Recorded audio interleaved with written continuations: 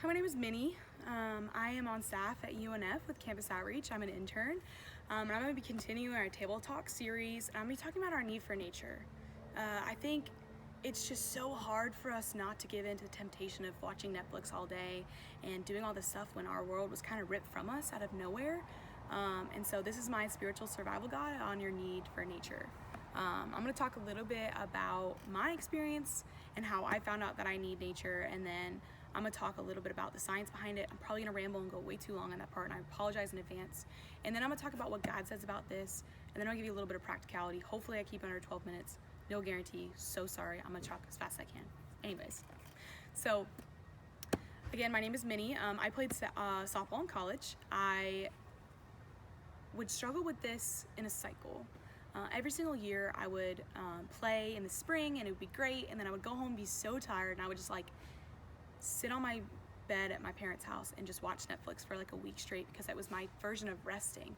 And I found that every single year, literally with no fail, I would get depressed and I would feel anxious and unwell, and I didn't even realize or put two and two together until my junior year. I got a concussion and they told me, Minnie, in order to keep your progression going, you need to stay inside. Don't go outside. And I stayed inside for probably a month, 2 months, and then I went to project. Probably shouldn't have done that. And then I went back inside for another 2.5, 3 months, and I was just watching my body just break down piece by piece. My mind just stopped working, and I would get so anxious and so unsettled at all times. And I think that that's when I started to realize how important it is to get outside. And so when we talked about how we wanted to do this, I did a little bit more research, and I found a couple articles that I'm going to misquote so terribly. So I'm going to put them in the description below this video, and hopefully that if you guys want to look into it, they'll be there for you. So we're going to dive in a little bit, and there's a scientific study that was done that talked about, they measured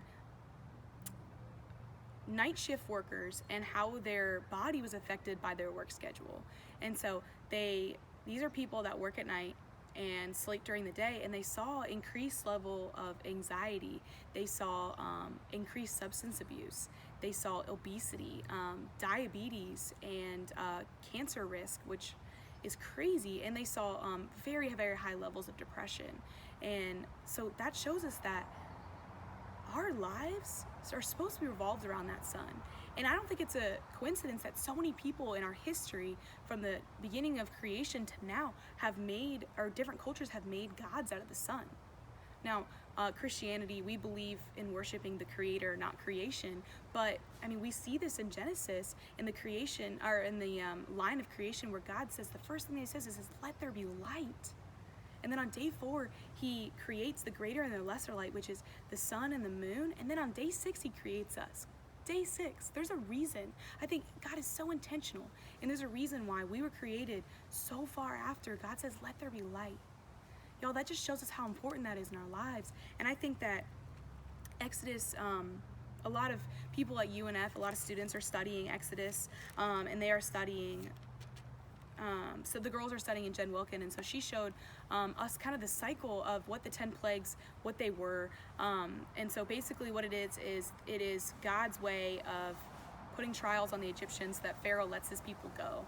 And there's 10 of them, and they kind of increase in severity. They start off as just being annoying, and then they kind of become bodily harm, and then they move towards being kind of detrimental to their lives. And so if they increase in severity, and number 9, the 9th plague is darkness. And so God tells Moses, he looks at him and says, all right, stretch out your staff, and a darkness will come about all the people of Egypt. And so that's the 9th plague. How severe do you think that is? That God sees darkness, physical darkness, as something to be felt, to the point that it puts a stop of our lives. And it only took 3 days for Pharaoh to call Moses back in there. 3 days. So only 3 days of darkness did it take. God put blood in the Nile for 7 days. That was the first plague. So it only took 3 days for God to break Pharaoh over just darkness. Y'all, that shows us how important it is for us to be in the light. There's another study that talks about, they did autopsies on people that died of non-depressional related causes in the summer, and people that died of the same causes in the winter. And there's a study where they studied the chemical breakdowns of their brain, and they saw dramatic differences in the serotonin levels, which is a chemical that our body releases in order to control kind of our happiness.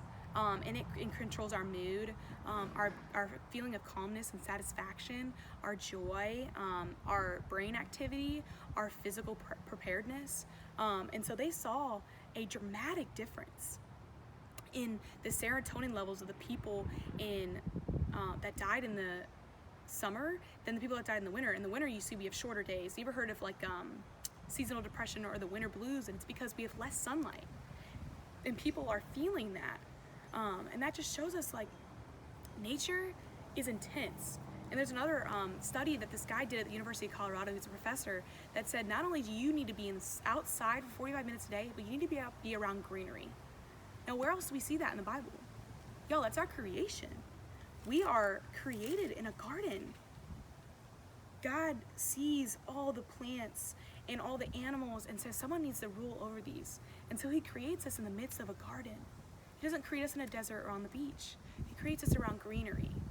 And I don't think that I don't think it's a coincidence that all the science backs this. And so there's all my weird science and Bible tying together for about the sun, but also one last thing, I don't want y'all to forget that we're created to be workers that rest. That's another creation story. God creates the heavens and the earth and all that live in it in 6 days and rests on the seventh.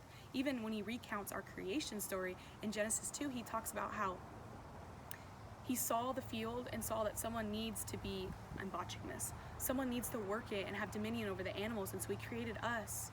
We're meant to be workers. And so when you're struggling with the temptation to lay in your bed and watch Netflix, just know that you weren't made for that. That's a resting thing, that's okay.